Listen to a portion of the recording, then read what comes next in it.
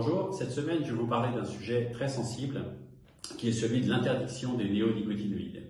Cette interdiction date de 2016 et nous examinons lundi prochain un projet de loi porté par Julien Denormandie, ministre de l'Agriculture, projet de loi qui consiste à autoriser la filière betterave à sucre de déroger à cette interdiction pour les 3 ans qui viennent. Pourquoi est-ce que nous en sommes là ?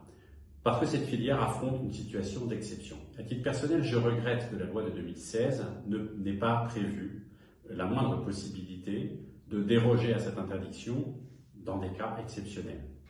Quand on édicte une règle, je considère qu'il est bon d'imaginer que de temps en temps, on doit y déroger en fonction de situations d'exception. C'est le cas objectivement pour la filière betterave à sucre et je vais essayer donc de vous dire pourquoi en peu de mots. Cette filière traverse en ce moment la conjugaison de 2 facteurs, de 2 événements en fait, qui sont eux-mêmes exceptionnels. C'est un effondrement de la situation économique, 2, un choc sanitaire lui-même exceptionnel. L'effondrement de la situation économique, c'est la fin des quotas betteraviers, qui donnait beaucoup de visibilité, de stabilité aux acteurs et à cette filière jusqu'en 2017. On peut d'ailleurs reprocher à cette filière d'avoir mal anticipé cette fin des quotas, mais c'est un autre sujet, ça n'est pas le sujet technique de l'interdiction des néonicotinoïdes. Et en réalité, pour moi, le sujet est là. Toujours est-il que cette fin des quotas s'est traduite, notamment aussi à cause de la crise Covid, par un effondrement du prix du sucre qui est passé de 500 à 300 euros en 2 ans, un effondrement du prix de la betterave qui est passé de 30 euros à 23 euros en 2 ans, et donc un effondrement aussi des surfaces cultivées en betterave, sachant qu'un agriculteur produit en moyenne 16 hectares de betterave. Il n'y a pas d'exploitation spécialisée en betterave en fait.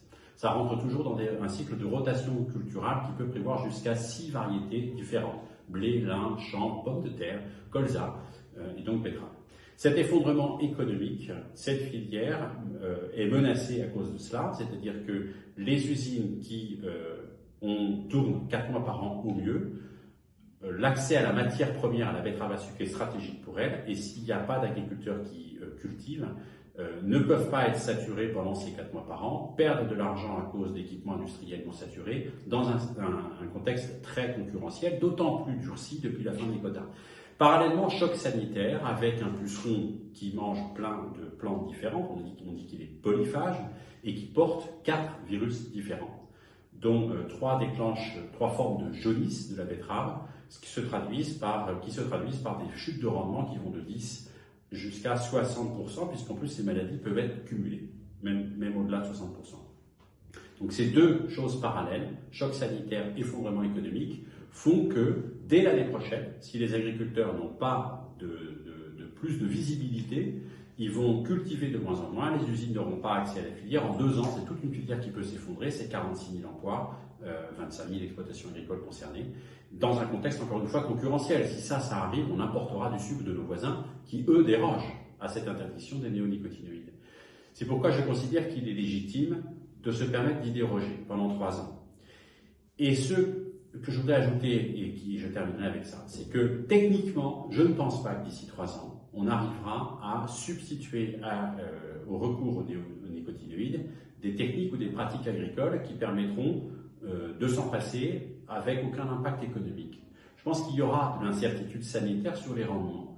En revanche, d'ici 3 ans, on peut exiger de cette filière qu'elle fasse ce qu'elle n'avait pas fait en amont de la suppression des quotas, c'est-à-dire de s'organiser économiquement pour que cette incertitude sur les rendements soit absorbée, avec des contrats pluriannuels d'approvisionnement, un système éventuellement assurantiel interne de type interprofessionnel. En tout cas, il y a des possibilités pour qu'elle s'adapte en fait à, par ailleurs, un effort de recherche colossal, piloté par Julien Denormandie, pour accélérer la possibilité d'avoir d'autres pratiques.